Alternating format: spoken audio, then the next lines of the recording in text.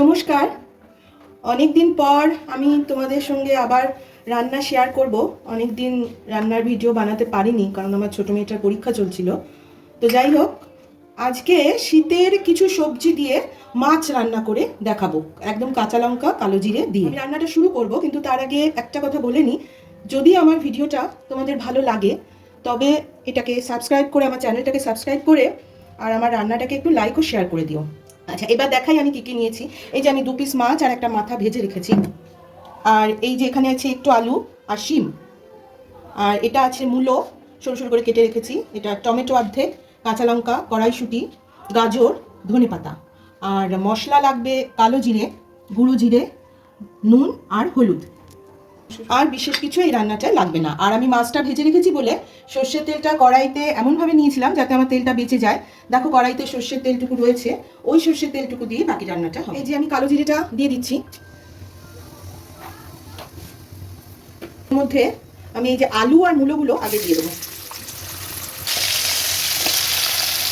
আলু আর মূলোটা একটু ভাজা ভাজা হলে তারপর আমি শিম আর গাজরটা দেবো, আর একটু নুনও এই সময় দিয়ে দেবো অল্প করে। দিয়ে গ্যাসটা সিমে দিয়ে আমি একটু চাপা দিয়ে দেবো।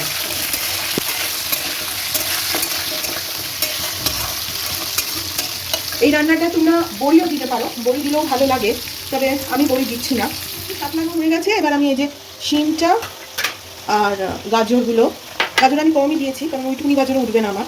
আর 4টে কাঁচা লঙ্কা আমি দিচ্ছি, তোমরা তোমাদের ঝাল অনুযায়ী দিও।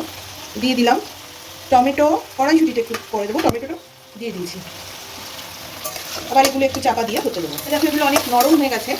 এইবার আমি এর মধ্যে এই যে কড়াইশুঁটিগুলো দিয়ে দিলাম, আর এই মশলাগুলো দিয়ে দেবো একে একে। হলুদ গুঁড়ো, এই যে এটা হচ্ছে আমার জিরে গুঁড়োটা, জিরে গুঁড়ো। আচ্ছা, লবণটা পরে দেবো, আর এই ধনে পাতাটাও দিয়ে দিলাম। এবার এটাকে একটুখানি নেড়ে নিয়ে জল ঢেলে দেবো। এবার কিন্তু আমি গ্যাসটাকে বাড়িয়ে দিয়েছি।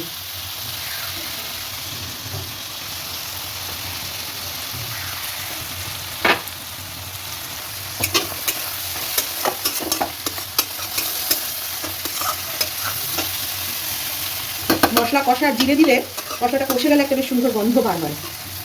সে গন্ধটা বার হয়ে গেছে, আমি জলটা দিয়ে দিচ্ছি।